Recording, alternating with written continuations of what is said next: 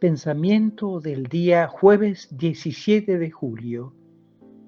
Ir hacia los que sufren.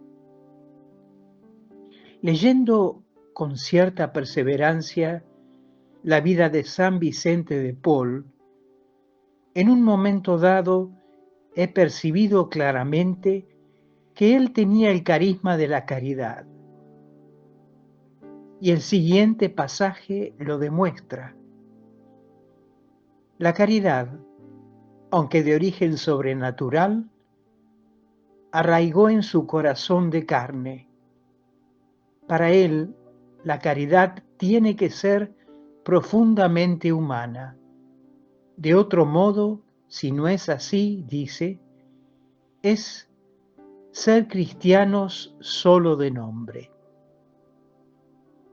Hace falta claramente pararse y sentir con el hermano. Hacerse uno hasta que carguemos con su peso doloroso o llevemos juntos el gozoso. No ser capaz de ver sufrir una persona, dice, sin sufrir con ella, de verla llorar sin llorar con ella.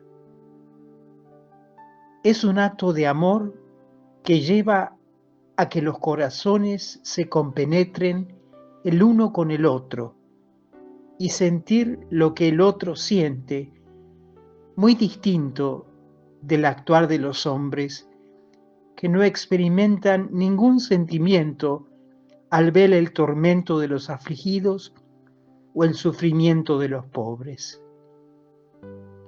Ser cristiano y ver el sentimiento de mi hermano que sufre sin sufrir con él, sin estar enfermo con él, significa no tener piedad, ser cristiano de nombre.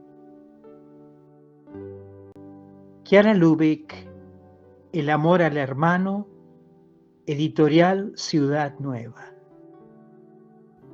Hola, si te ha gustado este video, danos like y suscríbete al canal para recibir notificaciones.